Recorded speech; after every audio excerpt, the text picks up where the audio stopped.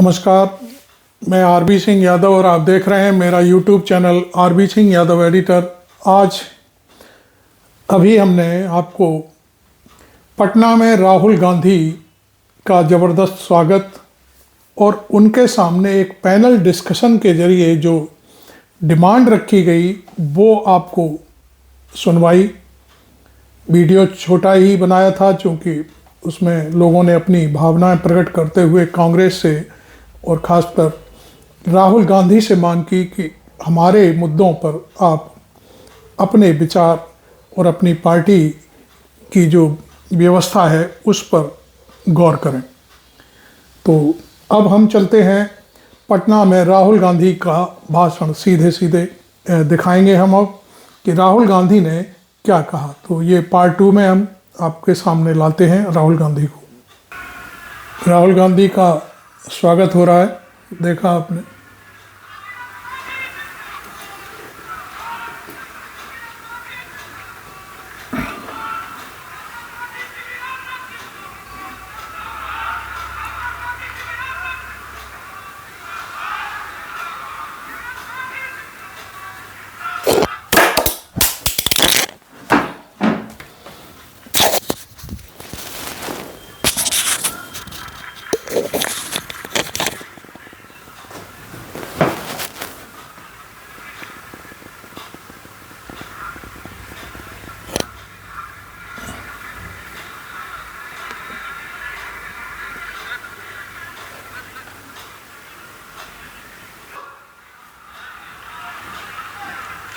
हम दशरथ मांझी के पुत्र भगीरथ मांझी बोल रहे हैं, जो हमारा जनता लिए 22 साल में पहाड़ी काट कर रास्ता बना दिया। तो सारा जनता लिए बनाया, 22 साल उसमें काम किए थे।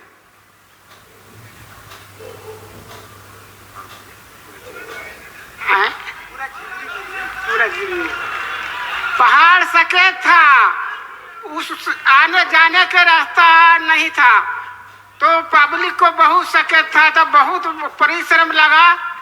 इसलिए हमारे पिताजी 22 साल में रास्ता को वो बना दिया गया। तो सारी जनता सारे समाज के लिए काम किया है, अपना लिए नहीं कोई मांग किया नहीं काम किया, सारी समाज लिए काम किया उन लोग। जय हिंद। मैं अब आपके और आपके चाहने वालों के बीच में ज्यादा दीवार ना बनते हुए मैं आमंत्रित करूंगा कि आए और आप अपने उद्बोधन से हमारे को आलोकित करें, प्रबुद्ध करें। राहुल गांधी। न्याय की आंधी, न्याय की आंधी, न्याय की आंधी, न्याय की आंधी। जय जय बापू, जय भीम, जय बापू, जय भीम।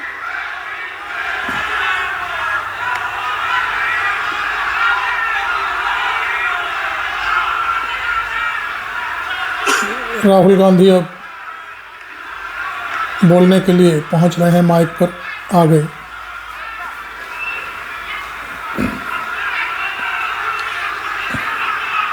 अनिल जैन जी, अनवर अली जी, राजेंद्र पाल गौतम जी, जगदीश प्रसाद जी, एडवोकेट यूनुस जी, एडवोकेट राजीव रंजन जी, राजन जी, विजय चौधरी जी, संजय वाल्मीकि जी, विनोद चौधरी जी, मनोज प्रसाद प्रजापति जी, भागीरथ मांझी जी, भाइयों और बहनों, आप सबका यहां बहुत बहुत स्वागत।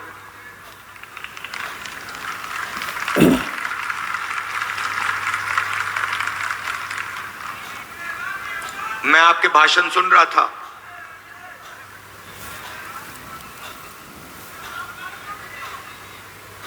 संविधान की बात हो रही थी।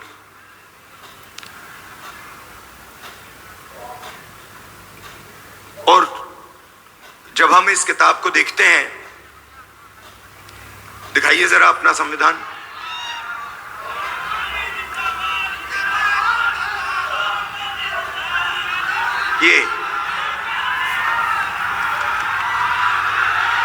ये देखिए, जैसे ये अचानक संविधान इस हॉल के कोने कोने तक पहुंच गया, वैसा ही हम हिंदुस्तान में करना चाहते हैं। मगर हमारे लिए ये सिर्फ एक किताब नहीं है, ये इस किताब में हजारों साल की सोच है, हिंदुस्तान की सोच है। आपने शुरुआत में कहा कि बुद्ध भगवान की धरती पे आप स्वागत कर रहे हो। बुद्ध भगवान की आवाज इस संविधान में है।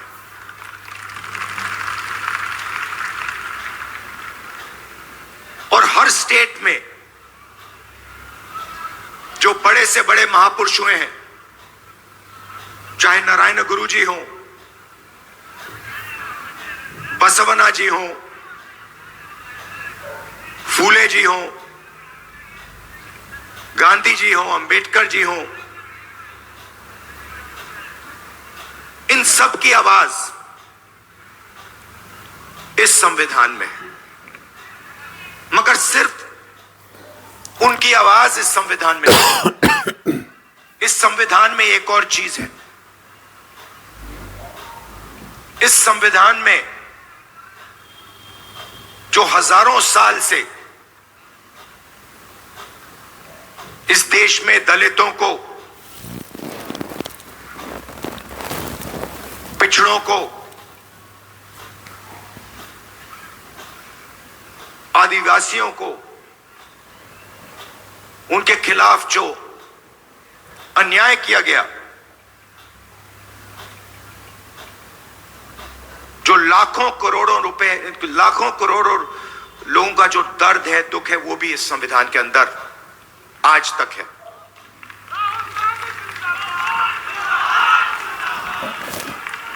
और इस संविधान ने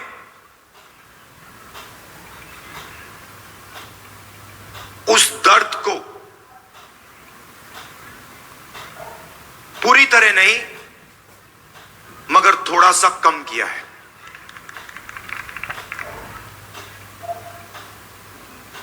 आज मैं यहां जब आ रहा था,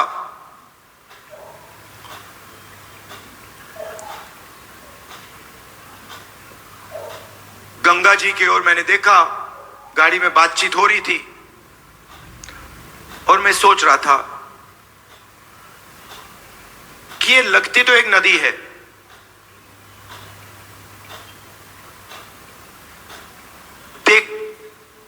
मैं इसको देख रहा हूं, एक नदी दिख रही है, मगर इसका पानी, इस नदी का पानी सब जगह है। अगर आपने आज सुबह पानी पिया तो वो आपके अंदर है, आपके खून में है। अगर आपने आज सुबह रोटी खाई तो उस रोटी में था। वैसे ही ये इस संविधान का विजन वही था। हम चाहते थे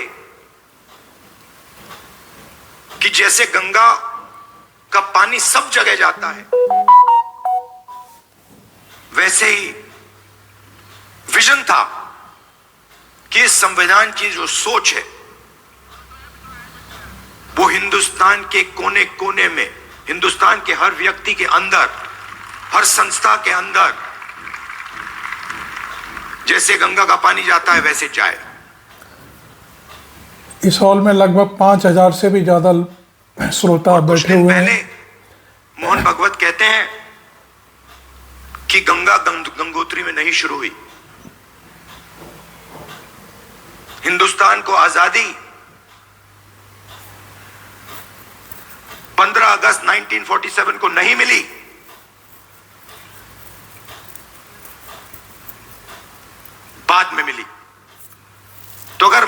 भगवत कह रहे हैं कि 15 अगस्त 1947 को आजादी नहीं मिली,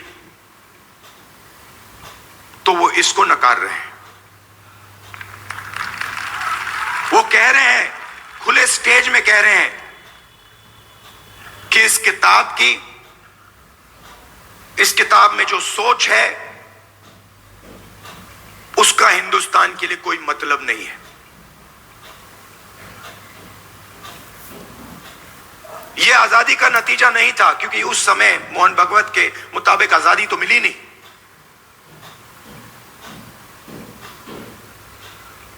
और इसकी सोच को, अंबेडकर जी की सोच को, गांधी जी की सोच को, बुद्ध भगवान की सोच को, फूले जी की सोच को वो मिटाने लगे हैं। हिंदुस्तान की हर संस्था से, हर इंस्टीट्यूशन से, फाइनेंशियल सिस्टम से, इकोनॉमिक सिस्टम से, पॉलिटिकल सिस्टम से, सोशल स्ट्रक्चर से मिटा रहे हैं उसको। आप मुझे बताओ, इस किताब में कहां लिखा है कि हिंदुस्तान का पूरा धन 2-3 आदमियों के हाथ में जाना चाहिए? कहां लिखा है इस किताब में?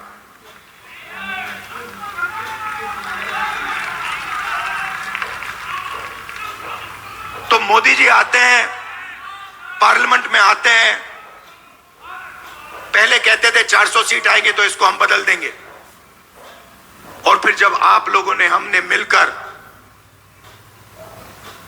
मोदी जी को संविधान की सच्चाई समझाई, तो फिर पहले दिन इलेक्शन के बाद आए तो फिर ऐसे आए थे। मगर चाहते थे कि मैं उसको उठा के फेंक दूं, मगर हिंदुस्तान की जनता ने कहा, भैया अगर आपने सिर पे नहीं रखा तो हम तुम्हें उठा के फेंक देंगे।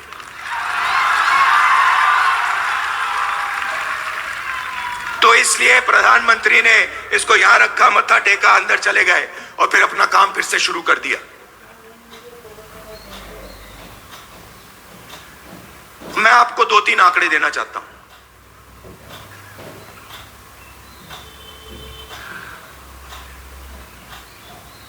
सबसे पहला आंकड़ा, आपने रिप्रेजेंटेशन की बात की, आपने कहा कि पॉलिटिकल रिप्रेजेंटेशन होना चाहिए।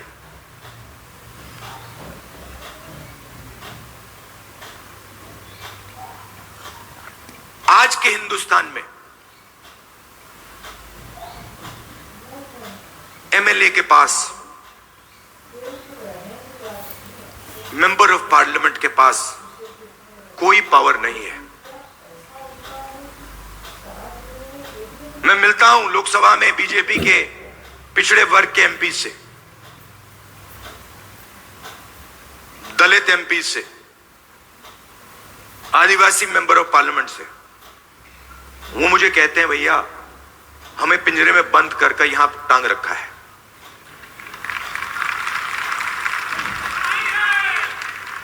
पावर कहीं और है, रिप्रेजेंटेशन कहीं और है। इसका यह मतलब नहीं है कि रिप्रेजेंटेशन नहीं मिलनी चाहिए, मिलनी चाहिए, जरूर मिलनी चाहिए और मिलनी चाहिए, मगर मेरा कहना है सिर्फ रिप्रेजेंटेशन से काम नहीं होने वाला है। हिंदुस्तान की सबसे बड़ी कंपनियों की लिस्ट निकालिए, अदानी, अंबानी, टाटा, बिरला, लिस्ट निकालिए।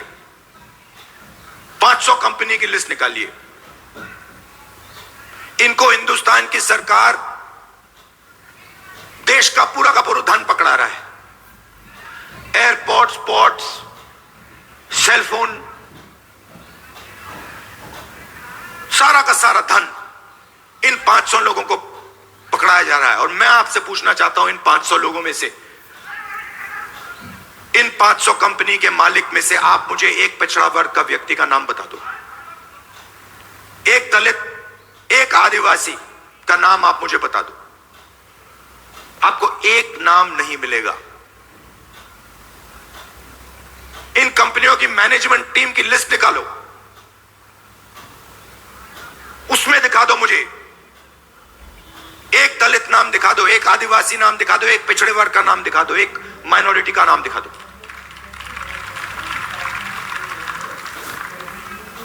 मीडिया में देखिए, एंकर्स की लिस्ट निकालिए, मालिकों की लिस्ट निकालिए। 20-25 कंपनियां, मीडिया की कंपनियां पूरा नैरेटिव बनाती हैं, हिंदुस्तान का नैरेटिव बनाती है।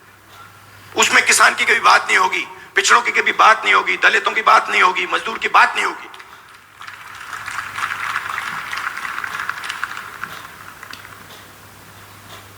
कुछ साल पहले मैं सोच रहा था, ये किसानों की बात क्यों नहीं करते, सच्चे मुद्दे क्यों नहीं उठाते, बेरोजगारी की बात क्यों नहीं करते। मैंने लिस्ट निकाली, देखता हूं ये है कौन। मालिकों में आपको एक ओबीसी नहीं मिलेगा, एक दलित नहीं मिलेगा, एक पिछड़े वर्ग का व्यक्ति में नहीं मिलेगा, है ही नहीं उसमें। आपके लोग है ही नहीं उसमें। आप प्राइवेटाइजेशन की बात होती है, आप मुझे बताओ कौन सी प्राइवेट कंपनी में दलित, आदिवासी, पिछड़े वर्ग के लोग मालिक हैं, मुझे बताओ।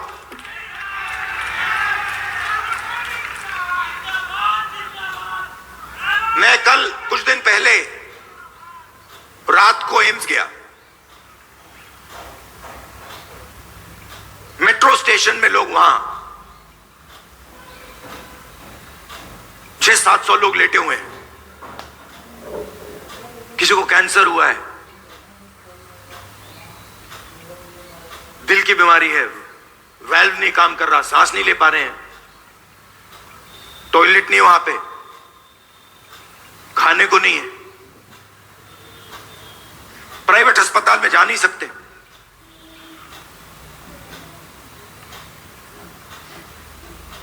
पूरा का पूरा सिस्टम, चाहे वो प्राइवेट अस्पताल हो, शिक्षा का सिस्टम हो, स्वास्थ्य का सिस्टम हो, बिजनेस का सिस्टम हो, आपके लोग हैं ही नहीं उसमें। आपने लड़ाई लड़ी, बहुत अच्छी लड़ाई लड़ी, और राजनीतिक रिप्रेजेंटेशन आपने पा लिया। मगर अगर मैं आपको सच्चाई बताऊं तो आपको सत्ता कहीं नहीं मिली। क्योंकि हुआ क्या, जब इन लोगों को पता लगा कि पिछड़ा वर्ग, दलित ये रिप्रेजेंटेशन ले रहे हैं,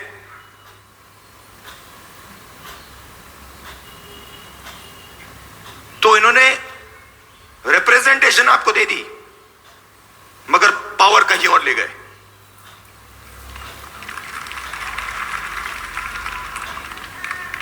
पावर कहां गई? पावर अदानी अंबानी,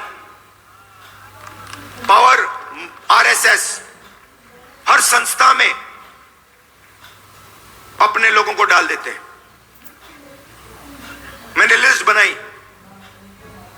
आरएसएस के जो अपॉइंटीज हैं, हजारों अपॉइंटीज होते हैं सरकार में, बोर्ड, कॉर्पोरेशन, गवर्नर, हजारों होते हैं। मैंने लिस्ट निकाली, ये आरएसएस सत्ता के सिस्टम में किसको डाल रहा है, उसमें आपको एक पिछड़े वर्ग का नहीं मिलेगा, एक दलित नहीं मिलेगा, एक आदिवासी नहीं मिलेगा।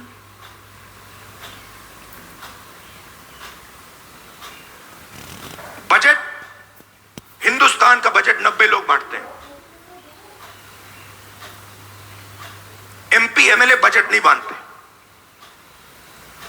जो धन है वो 90 अफसर बांटते हैं, secretary to government of India.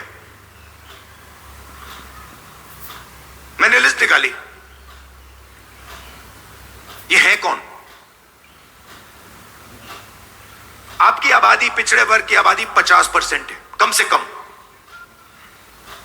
कोई जानता नहीं है, आज तक कोई ये नहीं कह सकता कि गारंटी कह के मैं कह रहा हूं कि भैया 50% है। ये कह सकते हैं कि हाँ 50%, कम से कम 50 है, 50 से 55 भी हो सकती है, 60 भी हो सकती है, पता नहीं, मगर 50 से कम नहीं है। दलितों की 15% है, आदिवासियों की 8%।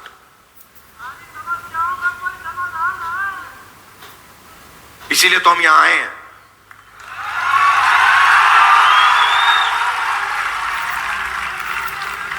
तो तकरीबन 90% दलित, आदिवासी, पिछड़े वर्ग के लोग माइनॉरिटी हैं। और अगर आप उन अफसरों की लिस्ट देखें तो 90 में से 3 ओबीसी वर्ग के हैं। आपकी आबादी 50%, 90 में से 3 आपके। और अगर हिंदुस्तान की सरकार 100 रुपए खर्च करती है बजट में, 100 रुपए बांटती है, तो ओबीसी अफसर 5 रुपए का निर्णय लेते हैं। आबादी 50%, बजट में भागीदारी 5%। दलित 15%, उनके भी 3 अफसर, 100 रुपए बंटते हैं, 1 रुपया उनका अफसर निर्णय लेता है, 1 रुपए का। आदिवासी 8%, 8% आबादी, 100 रुपए में से 10 पैसे की भागीदारी। तो अब आप सब मिला लो, सब मिलाकर 100 रुपए में से 6 रुपए 10 पैसे का निर्णय आप लोग लेते हो। माइनॉरिटी भी उसमें ही है, वो भी उसी में है। तो आपकी भागीदारी 6%, 7%, 8%, आपकी आबादी 90%। प्राइवेट सेक्टर में पूरा का पूरा धन 200 लोगों को जा रहा है, उसमें आपका एक आदमी नहीं। एम्स के सामने आपके लोग मर रहे हैं, मगर प्राइवेट अस्पतालों के मालिक की लिस्ट निकालिए, आपका एक आदमी नहीं उसमें। आपके बच्चे लाखों रुपए देते हैं प्राइवेट एजुकेशन इंस्टीट्यूशंस में पढ़ने के लिए, उनकी मालिकों की लिस्ट निकालिए, आपका एक आदमी नहीं उसमें। जीएसटी कौन देता है? आप देते हो। बजट में पैसा कहां से आता है? आसमान से थोड़ी टपकता है। बजट में पैसा, जीएसटी का पैसा आता है, जीएसटी का पैसा आप देते हो। जितना पैसा अदानी, अगर अदानी शर्ट खरीदेगा, यही शर्ट जो आपने पहन रखी है, अगर वो यही शर्ट खरीदेगा, जितना टैक्स आप दोगे उतना टैक्स वो देगा।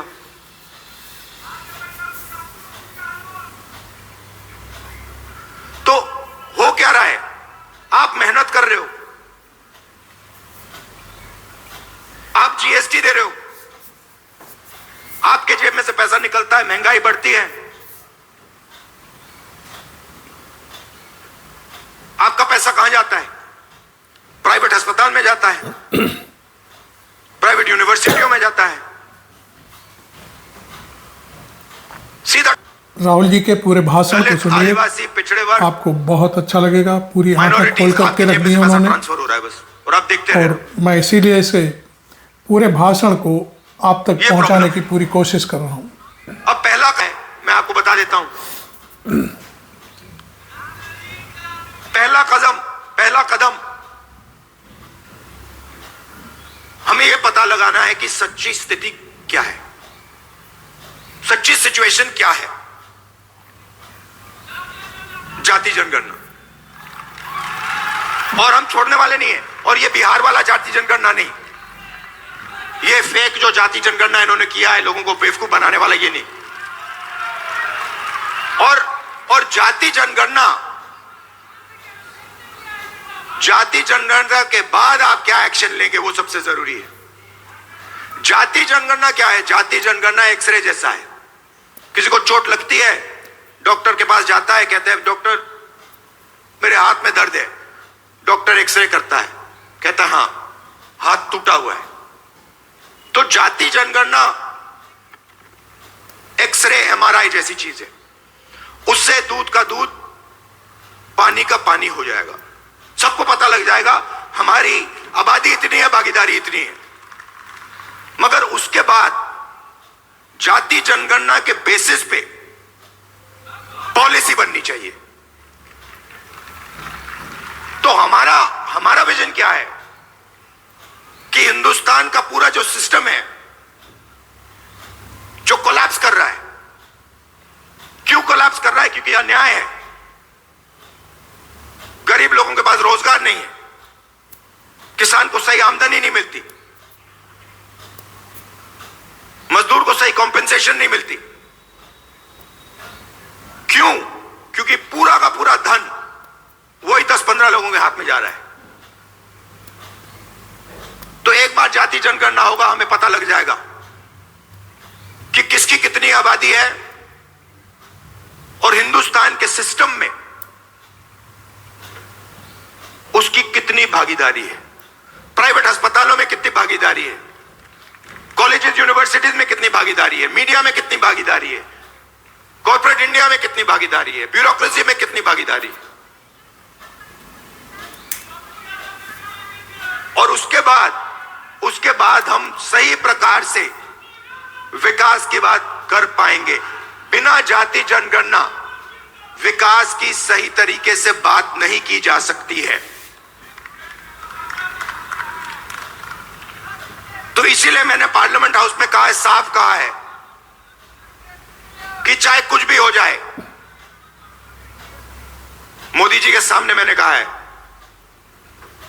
चाहे कुछ भी हो जाए, कांग्रेस पार्टी इसी लोकसभा में और राज्यसभा में जाति जनगणना आपके मुंह के सामने पास करेगी।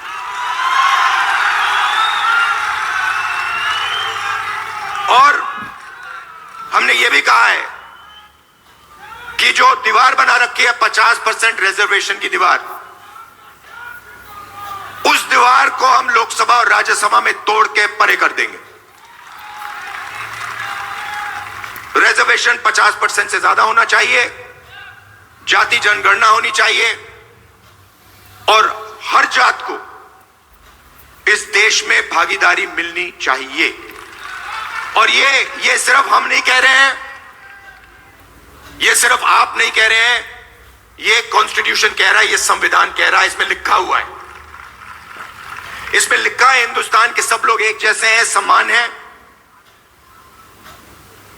और सबकी प्रगति होनी चाहिए, सबकी भागीदारी होनी चाहिए। तो हम कॉन्स्टिट्यूशन के लिए, संविधान के लिए लड़ रहे हैं, संविधान की रक्षा कर रहे हैं और इसकी सोच को हम पूरे देश में फैला रहे हैं। और लड़ाई, मैंने पार्लियामेंट में भाषण में साफ बोली, लड़ाई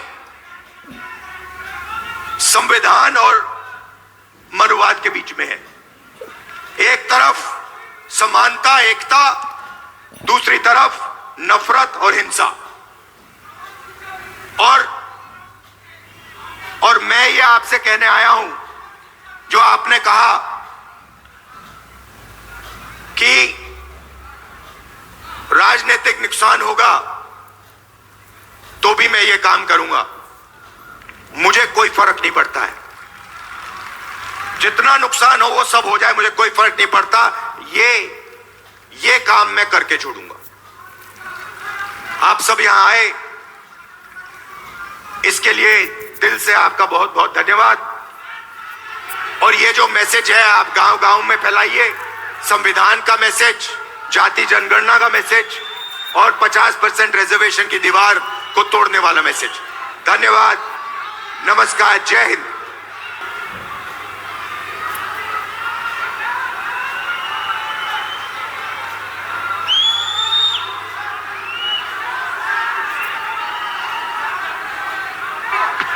हेलो साथियों, अभी नेशनल एंथम होगा, उससे पहले vote of thanks. Vote of thanks के लिए एडवोकेट कासिफ यूनुस जी आएंगे, वोट ऑफ थैंक्स करेंगे और उसके बाद नेशनल एंथम होगा। तो आप देख रहे थे राहुल गांधी का ये भाषण। उन्होंने पूरी देश की जनता को संबोधित करते हुए वहाँ बैठे लोगों को ये मैसेज दिया है कि आप जो मेरी लाइन है, मेरा जो रोड मैप है, इसे घर घर जनता के पास पहुँचाने की पूरी तैयारी के साथ निकलें। और मैं आपको बता दूं कि आपने ये मेरा पूरा वीडियो देखा, मुझे बहुत अच्छा लगा। और वीडियो यदि पसंद आया है तो इसे अपने दोस्तों तक, अपने जानने वालों तक भी शेयर करके पहुंचाइए और लाइक ज़रूर करिए। Thank you very much. मैं आरबी सिंह यादव।